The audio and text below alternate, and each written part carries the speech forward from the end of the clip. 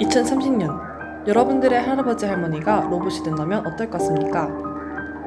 외형은 별다른 차이 없지만 속은 온통 기계로 차 있다면 로봇이라고 불러야 할까요? 아니면 인간이라고 불러야 할까요? 인간과 로봇과의 경계가 모호해지는 세계. 2019년 지금 들으면 허무맹랑한 소리이지만 10년 안에 충분히 일어날 수 있는 미래입니다.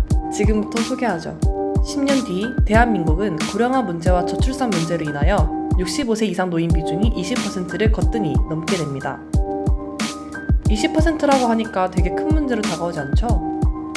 쉽게 말하자면 국민 절반 이상이 50세 이상이 되는 것이고 국민 5명 중 1명이 노인으로 채워지게 되는 것입니다.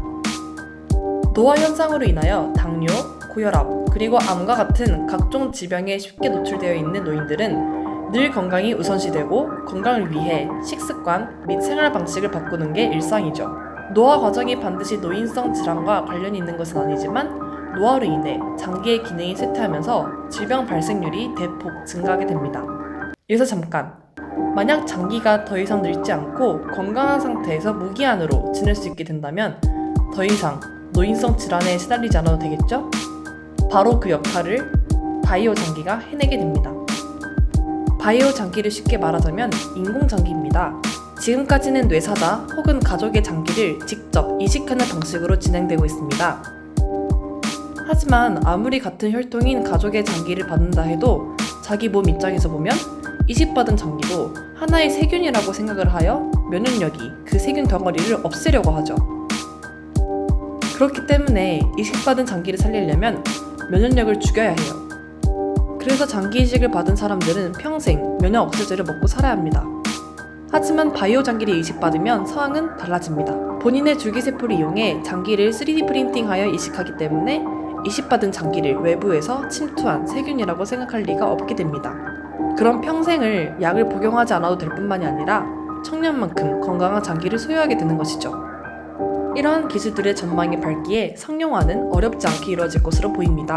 즉, 신체적 결함이나 노화로 인해 사회활동에 제약이 있었던 노인들은 더 이상 고통받지 않아도 된다는 거죠.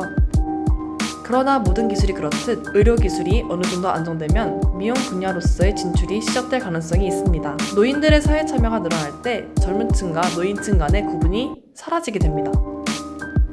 이때 젊은 층과의 외적인 차이에서 불만을 느낀 노인들은 이를 개선하고자 의료기술을 성형수술로서 사용하게 됩니다.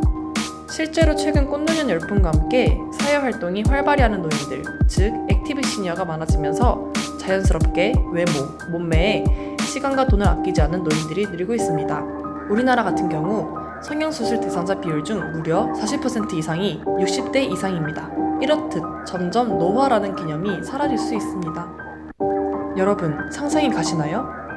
인공장기의 도입으로써 늙고 허약한 노인은 앞으로 점점 모습을 감추게 될지도 모릅니다. 아니, 어쩌면 늙다라는 개념 자체가 사라질 수도 있죠. 노인과 청년의 경계선이 모호해지면서 앞으로 세상은 어떻게 바뀔까요? 또한 젊은 노인들의 사회 참여로 인하여 우리 사회는 어떻게 바뀔까요? 다음 에피소드 때 뵙겠습니다. 감사합니다.